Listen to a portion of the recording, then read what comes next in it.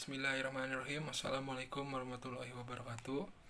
Perkenalkan, nama saya Reza Andriana dari PJKR 4 JIP PJKR 5C, mohon maaf.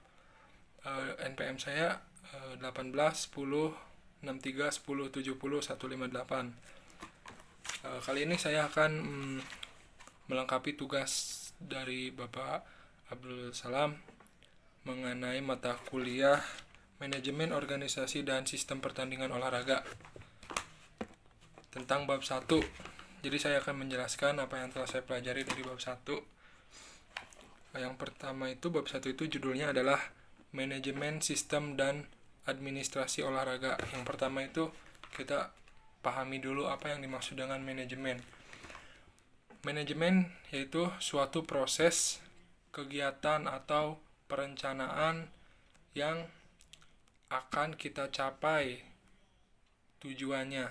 Jadi dalam manajemen ini kita itu harus mempunyai perencanaan, pengorganisiran, serta kepemimpinan dan lain sebagainya untuk mencapai suatu tujuan yang kita inginkan.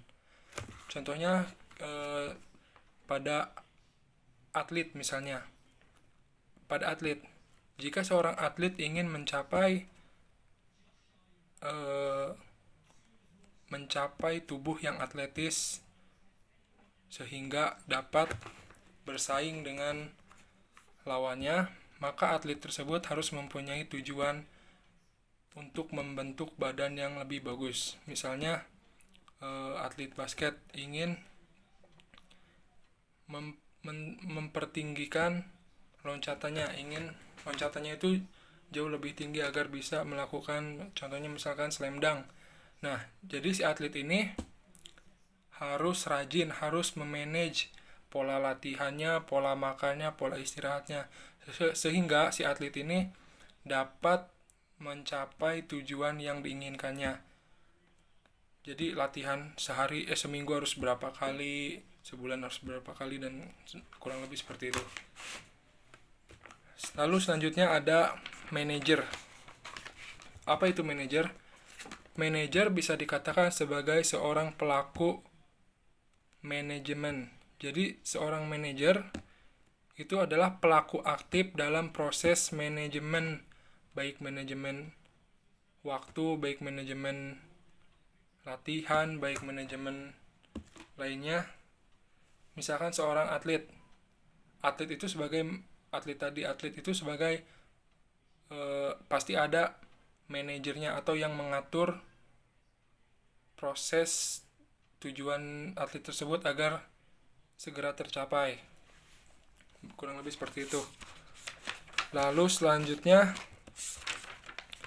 ada prinsip manajemen dan organisasi dan struktur organisasi. Di sini jelaskan bahwa struktur manajemen organisasi harus menjelaskan pendelegasian wewenang dan tanggung jawab. Jadi struktur manajemen organisasi ini harus menjelaskan sejelas-jelasnya apa itu wewenang dan apa tanggung jawabnya. Jadi seorang manajer itu biasanya akan selalu memerintah atau memberikan sebuah perintah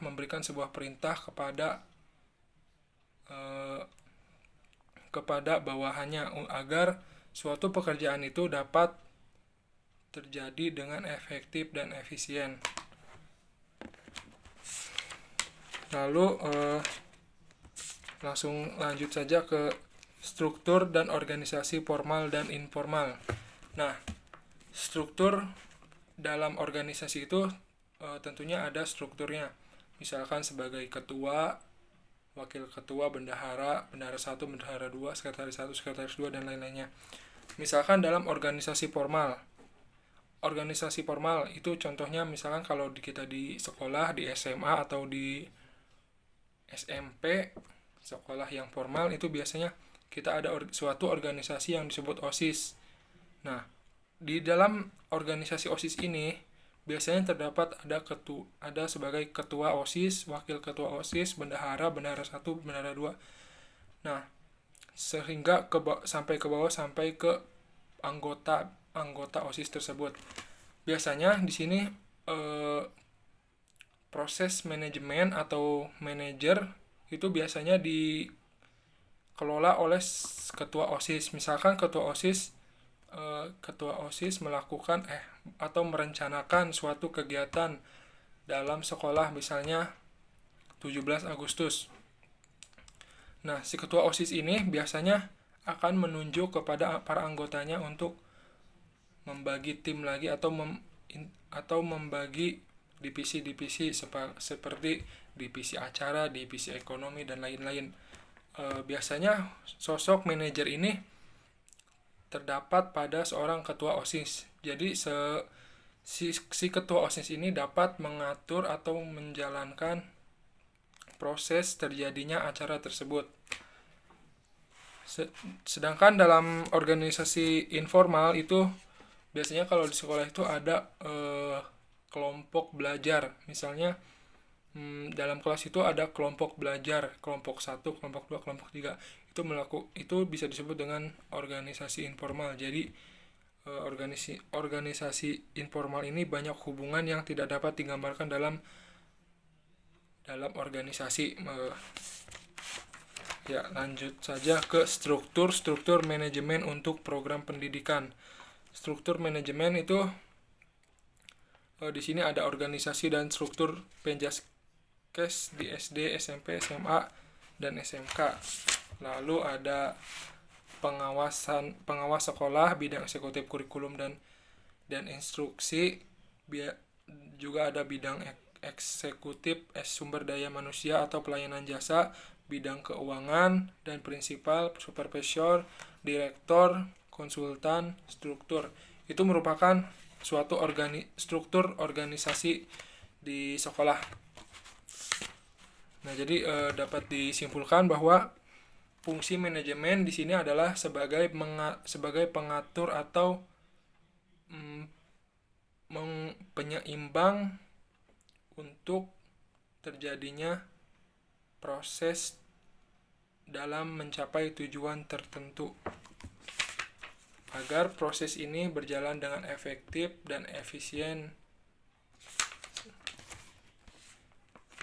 Lalu selanjutnya ada administrasi olahraga. Administrasi itu kata umumnya biasanya berasal dari kata Yunani ad atau ad, yaitu pada, dan ministrare yaitu melayani. Jadi dapat digabungkan atau disatukan, administrasi ini merupakan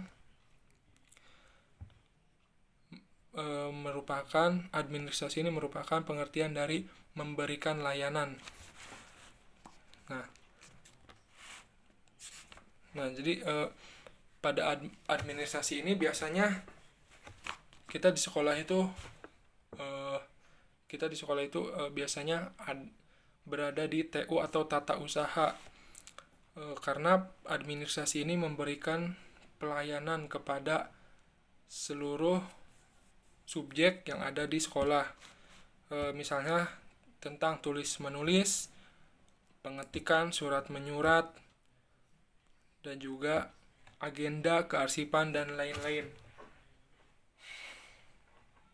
Sedangkan dalam pengertian luas dibedakan dalam 3 sudut, yaitu proses, fungsi, dan tugas.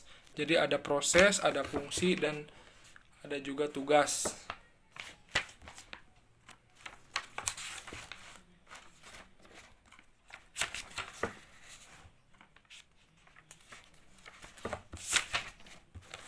Oke, sekian penjelasan dari saya, kurang lebihnya mohon maaf. Kurang lebih seperti itu. Jadi kesimpulannya, manajemen yaitu suatu proses untuk memantau atau mengatur jalannya sesuatu yang diinginkan, agar suatu proses itu dapat berjalan dengan cukup efisien dan efektif. Kurang lebihnya mohon maaf. Bila ada salah kata, wabillahi taufiq wal hidayah. Wassalamualaikum warahmatullahi wabarakatuh.